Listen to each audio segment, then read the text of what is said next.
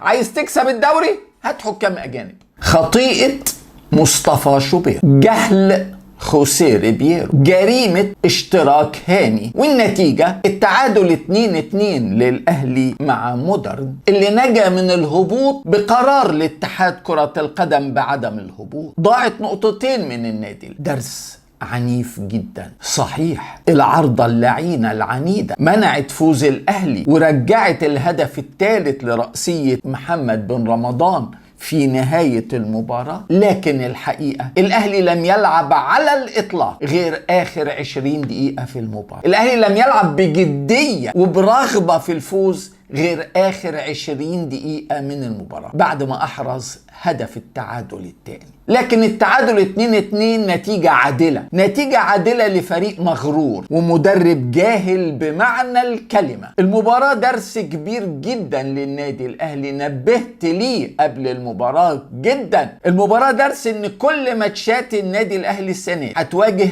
قمة العنف وقمة الخشونة وقمة الشراسة وقمة الرعب وقمة إضاعة الوقت في كل الماتشات، ودي تعليمات رايحة لكل الفرق. اعملوا كده مع النادي الأهلي وما تخافوش، اعملوا كده والحكام هيحموكوا. واللي شفتوه النهاردة درس التحكيم عمل ايه. التحكيم عطى 8 دقايق في الشوط الاول بدل ضايع، انما الشوط الاول كانت لعب فيه بس 20 دقيقة، يعني زمن الشوط الاول كان 28 دقيقة. الشوط الثاني عطى 10 دقايق وقت بدل ضايع، انما الشوط الثاني اللي اتلعب فيه اقل من 20 دقيقة. وده اللي جاي كله، كل اللي جاي كده. الماتش اللي جاي مع فاركو نفس الصورة، نفس الكلام. النهاردة الحكم بيوقف اللعب 6 مرات عشان لاعب من فريق مودرن وقع بدون كرة. لا يمكن ايقاف اللعب في حالة لاعب بيقع بدون كرة الا لو في خطر على حياته.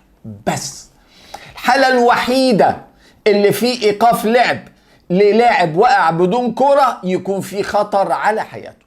انما لما حارس المرمى يقع مرتين وبدون اي داعي وبدون اي اشتراك وبدون اي حاجة والحكم يوقف له اللعبة مرتين ويضيع 4 دقائق في المرتين وفي الاخر يديله انذار في الوقت بدل الضيع في الشوط الثاني بعد ما بقى الانذار ملوش لازمة، خلاص هو ده اللي الاهلي هيشوفه السنة دي.